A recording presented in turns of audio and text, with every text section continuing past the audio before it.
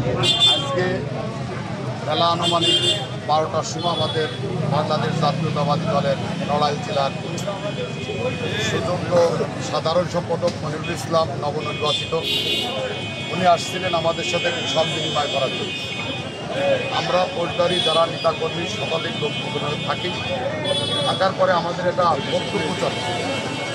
বক্তব্যের মাঝখানে আমারই আর এক ভাই দগড়া থানা বিএনপির সেক্রেটারি সেলিম ভাই উঠে তিনি বক্তব্যকে বাধাগ্রস্ত করলে আমি বললাম যে আমি যখন বক্তব্য দিচ্ছি আপনার বক্তব্য থাকলে আপনি পরে দেবেন, আমার বক্তব্যের সময় আপনি কথা বলেন।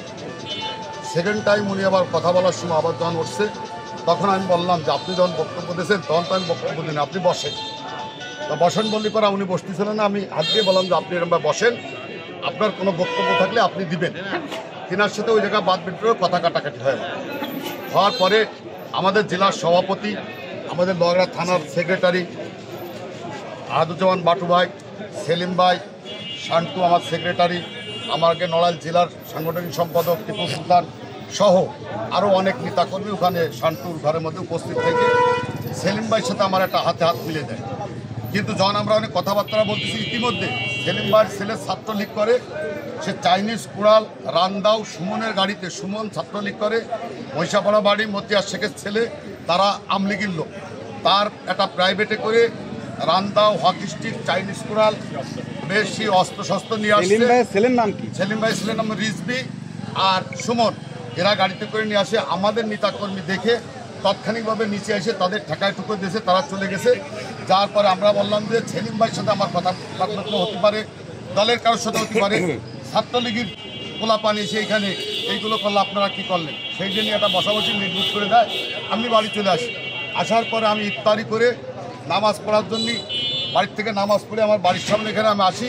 দুর্বৃত্তরা সুমন এবং রিজবি সহ তাদের হাতে রান্দাও হকি স্টিক লাঠি সুতা নিয়ে আমাকে 30-40 জন, এইখানে আপনাদের মুসল্লিরা সাক্ষী আছে, অনেক লোকই কথা বলবে, এরা যখন দুর্বৃত্তরা হামলা করে তখন আমি যখন চিৎকার করি আমার পাশে বাড়ি যেহেতু জায়গায় অনেক লোকজন ছিল তারা এসে আমাকে প্রতিহত করেছে।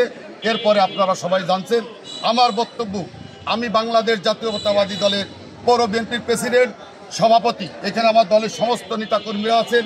আমার ভুল ত্রুটি আমার নেতাকর্মী আমাকে শাসন করেন, আমার কাছে যে যৌক্তিক কথা বলবে এই যৌক্তিক কথা আমি মেনে নেব। কিন্তু আওয়ামী লীগের সেই সন্ত্রাসীরা, সেই রিজবি সুমন এসে আমাকে এখানে হামলা করছে।